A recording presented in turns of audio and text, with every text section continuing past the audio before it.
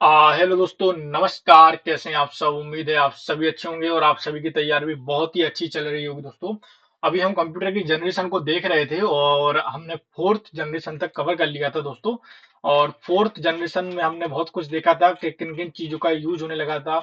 IC की जगह पर VLSI का उपयोग होने लगा था। ये सारी चीजें हमने देख ली थी और फोर्थ जनरेशन 1971 से लेकर 1985 तक थी दोस्तों, ठीक है ना। तो फोर्थ जनरेशन को स्किप करके अब आ जाते हैं फिफ्थ जनरेशन पर दोस्तों।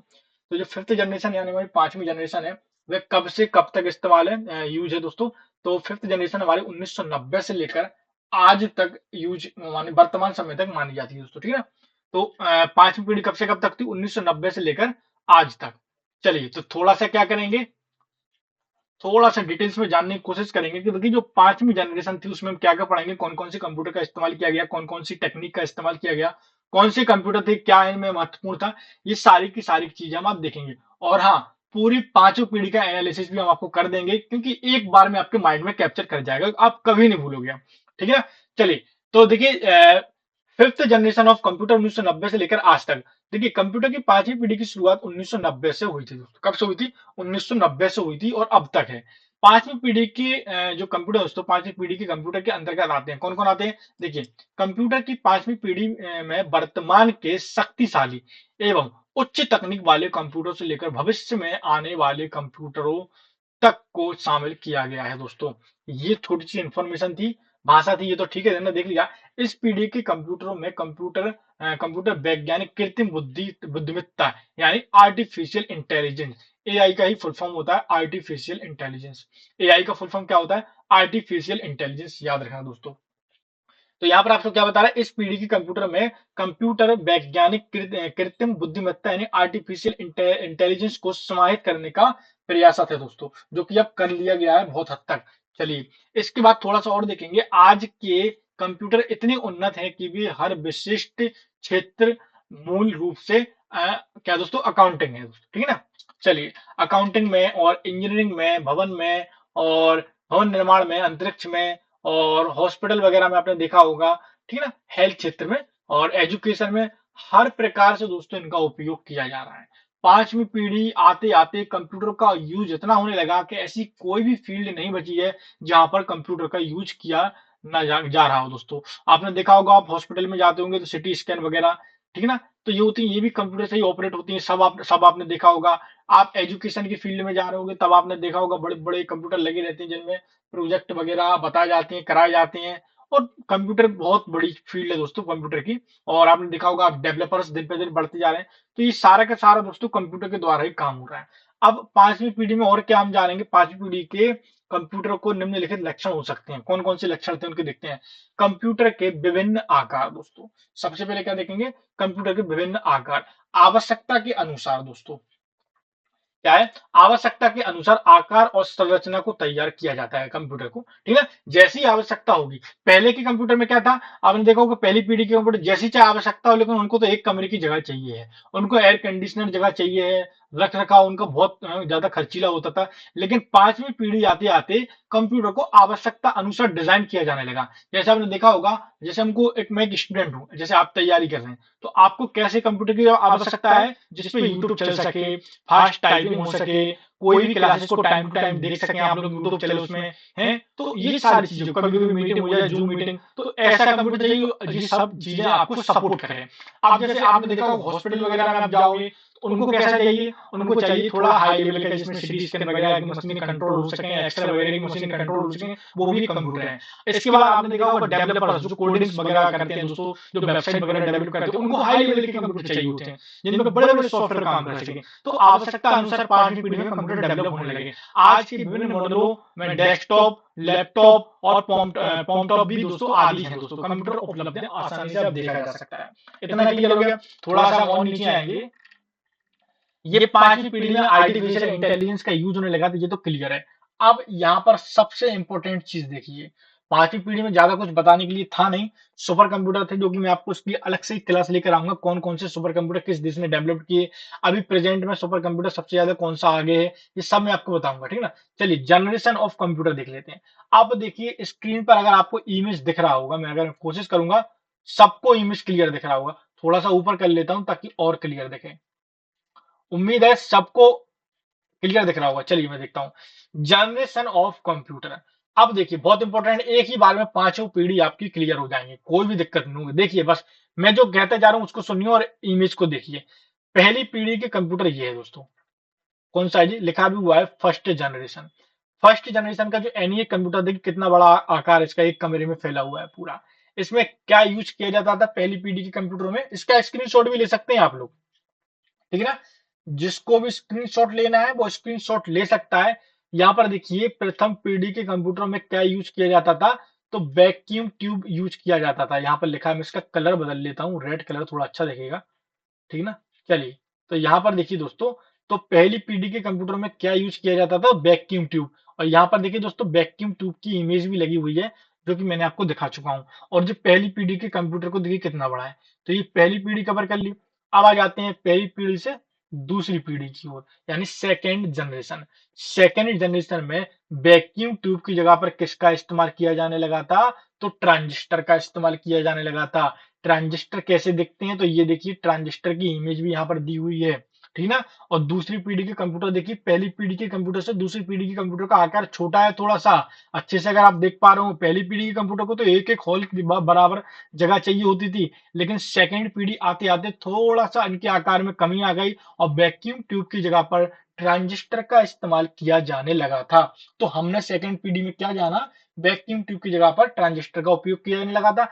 अब सेकेंड जनरेशन से तीसरी पीढ़ी यानी थर्ड जनरेशन आते आते, यानी तीसरी पीढ़ी आते आते ट्रांजिस्टर की जगह पर आईसी का इस्तेमाल किया जाने लगा था। किसका इस्तेमाल किया जाने लगा था, आईसी का इस्तेमाल किया जाने लगा था। आईसी दिखती कैसी थी, तो ये देखिए आईसी की इमेज भी यहाँ पर दी हुई है, और मैंने आपको इमेज दिखा भी दी है ऑलरेडी पहले से ही।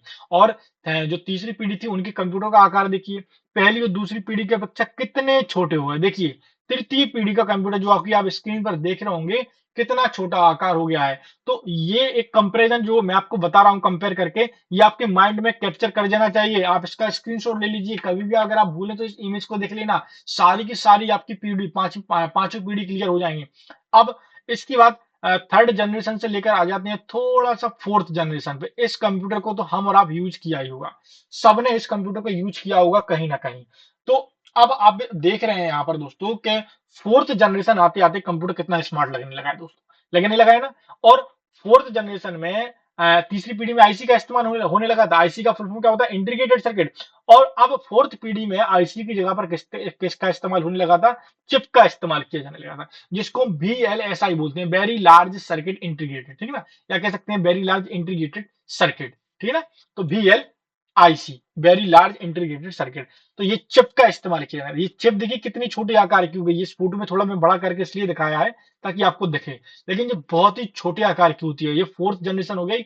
और जैसे ही हमारी पांचवी पीढ़ी आई, फिफ्थ जनरेशन, तो देखिए कंप्यूटर कितना स्मार्ट हो गया।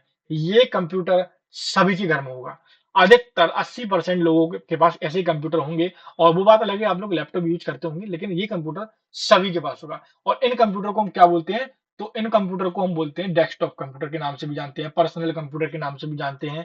और इनमें किसका इस्तेमाल किया जाने लगा था, तो इनमें चिप के स्थान पर माइक्रो प्रोसेसर का इस्तेमाल किया। हालांकि ये भी माइक्रो प्रोसेसर का ही एक रूप है, लेकिन और डेवलप्ड कर दिया गया था पांचवी पीढ़ी आते आते। और ये बिल्कुल छोटे से आकार का हो गया था। और पांचवी पीढ़ी में एआई का उपयोग होने लगा था। एआई का फुल फॉर्म क्या होता है, आर्टिफिशियल इंटेलिजेंस। एआई का फुल फॉर्म क्या होता है, आर्टिफिशियल इंटेलिजेंस। तो ये पूरा एक मैं आपको बता दूं, पूरी एक पीढ़ी की मैंने जनरेशन बताई। पहली पीढ़ी में क्या क्या किन किन चीजों का इस्तेमाल हुआ, दूसरी पीढ़ी में किन किन चीजों का इस्तेमाल हुआ, तीसरी पीढ़ी में क्या हुआ, चौथी पीढ़ी में क्या हुआ, मैं सब आपकी इमेज मैंने आपके सामने रख दिया है। आप बिल्कुल आराम से इसको देख सकते हैं, समझ सकते हैं। मैं थोड़ा सा इसको इरेज कर देता हूं ताकि आप स्क्रीनशॉट अच्छे से ले सकें इस चीज का। और आप याद रखिए स्क्रीनशॉट लेकर इसको गैलरी में सेव करके रख लीजिए। कभी भी आपको कोई भी कंफ्यूजन हो, आप बेफिक्र होकर इसको देख सकते हैं। जल्दी जल्दी सब लोग इसका स्क्रीनशॉट ले लीजिए। चलिए आगे बढ़ने से पहले आप सभी से मैं निवेदन और रिक्वेस्ट करना चाहूंगा, प्लीज अगर आप चैनल पर नए हैं तो जरूर चैनल को सब्सक्राइब कर दीजिए, बेल आइकन को ऑन कर दीजिए, ताकि क्लास को नोटिफिकेशन सबसे पहले आपके पास पहुंचे। देखिए बहुत मेहनत लगती है ऐसी क्लासेस को बनाने में, डेवलप करने में। मैं रिक्वेस्ट ही कर सकता हूं आप लोगों से, और प्रतिदिन क्लास को ज्वाइन करना। ये तो हो गई पांचवी पीढ़ी आपने देख ली। अब जनरेशन में आपने देखा होगा कंप्यूटर दिखते कैसे थे। तो ये देखिए सबको स्क्रीन पर दिख रहा है ना, उम्मीद है सबको दिख रहा होगा, नहीं भी दिख रहा होगा तो अब दिखने लगा होगा। दिखने लगा ना सबको? चलिए, तो देखिए फर्स्ट जनरेशन का जो कंप्यूटर था वो कैसा दिखता था उसको देखिए। इसका अभी स्क्रीनशॉट जो भी स्टूडेंट लेना चाहता है वो ले सकता है। देखिए, प्रथम पीढ़ी का कंप्यूटर कितने बड़े आकार का, एक कमरे के बराबर दोस्तों, दिख रहे? और सेकंड जनरेशन में इसकी भी इमेज मैं आपको दिखा चुका हूँ। तो सेकंड जनरेशन में अभी आप देख सकते हैं आकार थोड़ा सा छोटा हो गया। थर्ड जनरेशन में थोड़ा और छोटा हो गया, फोर्थ जनरेशन में और छोटा हो गया, और फिफ्थ जनरेशन में स्मार्ट हो गया सीधे। ठीक है ना, एआई का प्रयोग होने लगा था। इसका भी स्क्रीनशॉट ले सकते हैं आप लोग। क्लियर है ना यहाँ तक? कोई डाउट तो नहीं? पर डे शाम 6 बजे आपके लिए क्लास आती है प्रतिदिन। चलिए, अब थोड़ा और आगे चलेंगे। अब जनरेशन के ऊपर थोड़ा सा ध्यान देंगे दोस्तों, ठीक है ना? तो पहली जनरेशन कब से कब तक थी, दूसरी जनरेशन कब से कब तक थी? देखिए, पहली जनरेशन 1946 से लेकर 1959 तक किसका यूज किया गया था? तो वैक्यूम ट्यूब का इस्तेमाल किया गया था पहली जनरेशन में। पहली जनरेशन कब से कब तक थी? मेरे साथ बोलिए, 1946 से लेकर 1959 तक थी। किस टेक्निक का इस्तेमाल किया गया था? वैक्यूम ट्यूब का। वैक्यूम ट्यूब कैसा होता है सभी ने देख लिया था ना? मैं जब मैंने पहली पीढ़ी पढ़ाई थी तब भी दिखाया था, और आज लास्ट क्लास में भी आपको फिफ्थ जनरेशन की जो चल रही है उसमें भी बताया। दूसरी पीढ़ी आते आते कब से कब तक थी दूसरी पीढ़ी? 1959 से लेकर 1965 तक। वैक्यूम ट्यूब के स्थान पर किसका इस्तेमाल किया जाने लगा था? तो ट्रांजिस्टर का इस्तेमाल किया जाने लगा था। किसका इस्तेमाल किया जाने लगा था? ट्रांजिस्टर का। और ट्रांजिस्टर सबने देखा था, ठीक है ना, किस प्रकार का दिखता है। तीसरी पीढ़ी कब से कब तक थी? तो तीसरी पीढ़ी दोस्तों 1965 से लेकर 1971 तक थी। और इसमें इन ट्रांजिस्टर की जगह पर किसका इस्तेमाल किया जाने लगा था? आईसी का। आईसी का फुल फॉर्म क्या होता है? इंटीग्रेटेड सर्किट होता है। क्लियर है? तीसरी पीढ़ी से चौथी पीढ़ी आते आते दोस्तों 1971 से लेकर 1980 तक चौथी पीढ़ी हो गई। इस पर आईसी के स्थान पर माइक्रो प्रोसेसर का इस्तेमाल किया जाने लगा था। और फिफ्थ जनरेशन 1980 से लेकर प्रेजेंट यानी अभी चल रहा है, इसमें किसका इस्तेमाल किया जाने लगा था? एआई का, जो कि मैं आपको बता चुका हूँ इस पीढ़ी में। एआई यानी आर्टिफिशियल इंटेलिजेंस। ये पांचों पीढ़ियां मैंने आपके सामने रख दी। किन पीढ़ियों में कौन सी टेक्निक का इस्तेमाल किया गया है ये भी मैंने आपको बता दिया। मैं इसको इरेज कर देता हूं ताकि आप लोग अच्छे से इसका स्क्रीनशॉट ले सकें दोस्तों, ठीक है ना? जिन जिन स्टूडेंट को स्क्रीनशॉट लेना है वो स्क्रीनशॉट इसको ले सकता है, क्योंकि ये चीजें आपको बहुत ही कम क्लासेस में मिलेंगी देखने के लिए। पूरा स्क्रीनशॉट ले लीजिए आप लोग, ठीक है ना? कोई दिक्कत तो नहीं? प्लीज अगर चैनल पर नए तो जरूर चैनल को सब्सक्राइब कर देना, बेल आइकन को ऑन कर देना, ताकि क्लास का नोटिफिकेशन सबसे पहले आपके पास पहुंचे। तो आज की ये क्लास में हम यहीं तक रोक देते हैं। कल इसके आगे भी हम और इंस्ट्रक्शन अपना टॉपिक स्टार्ट करेंगे दोस्तों, और देखेंगे कंप्यूटर के प्रकार वगैरह कौन कौन से कैसे क्या है, सब मैं आपको बारी बारी से ऐसे ही डीपली पढ़ाऊंगा, ठीक है ना? तो आज के लिए क्लास में इतना ही। मिलते हैं कल एक और नई क्लास के साथ, एक और नए कंटेंट के साथ दोस्तों। जब तक कि दोस्तों, जय हिंद, जय भारत, वंदे मातरम।